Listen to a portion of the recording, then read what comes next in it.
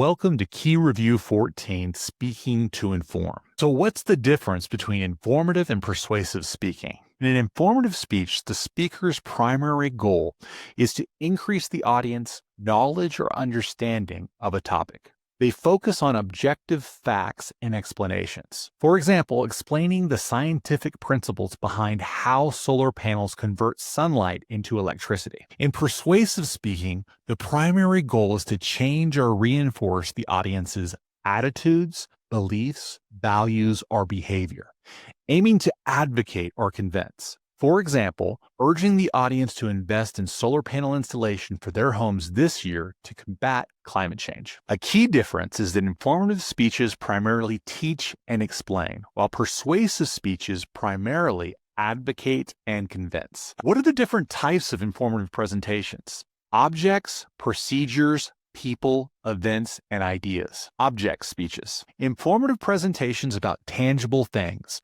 focusing on their parts, purpose, and features. For example, inside the James Webb Space Telescope. Procedure speeches are presentations explaining how something works or how to do it, detailing steps or processes. For example, how to perform CPR. People speeches are informative presentations focusing on individuals or groups, highlighting their impact or contributions.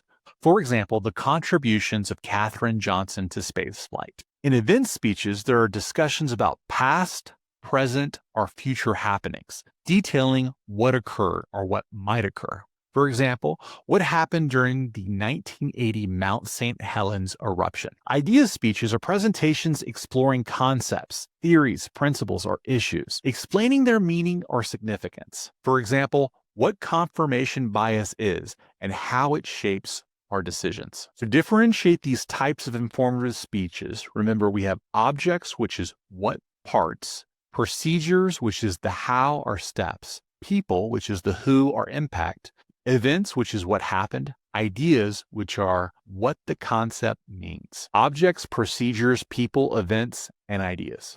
What are 3 strategies for making an informative presentation clear? You want to use simple ideas and avoid complexity, pace your information flow strategically, and relate new information to older knowledge. An example of using simple ideas and avoiding complexity is saying the word use instead of utilize, or defining the PCR test in one sentence before giving details. Pace your information flow strategically.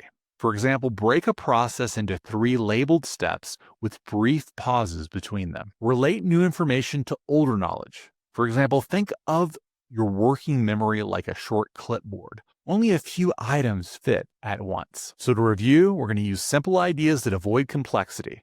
We're going to pace our information flow strategically and relate new information to older knowledge. What are some strategies for making your informative presentation more interesting? Audience relevance, engaging material, clear motive, vivid language, visual aids, and appropriate humor. For audience relevance, be sure to think about how to connect the topic to your listener's interest, like tying EV charging to their daily commute or electric bill. For engaging material, grab attention with compelling stories, striking statistics, or impactful visuals. Describe a clear motive by providing your audience with a clear reason to listen by demonstrating how the information directly benefits them. For example, these 3 habits can save you money this semester. Use vivid language. Word pictures or sensory descriptions can make concepts come alive, such as describing a wall of ash rolled over the town like night at noon. Use visual aids to enhance your presentation,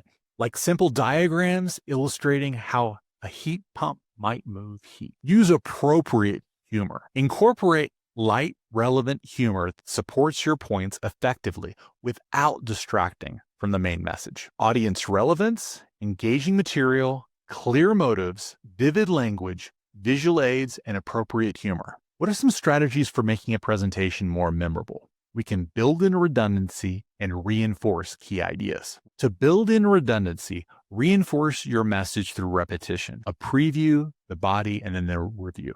For example, today we'll talk about what phishing is, how to spot it, how to stop it, then teach it, then recap. Reinforce key ideas. Use both verbal and nonverbal cues to highlight important points. For example, Repeat a takeaway, pause, gesture to the slide title, and verbally underline the key word. We can build in redundancy and reinforce key ideas to make presentations more memorable. How do we use the 5 principles of communication when speaking to inform? So first, we want to be aware.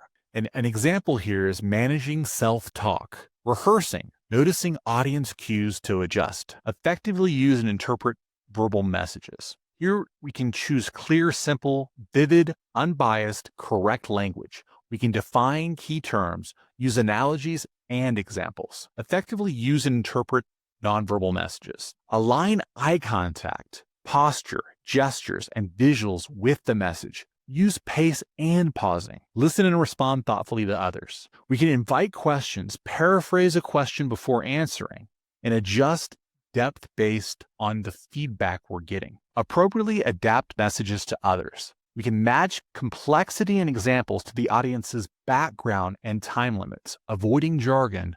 So we're going to be aware, effectively use verbal and nonverbal messages. We're going to listen and respond thoughtfully while we adapt messages to others.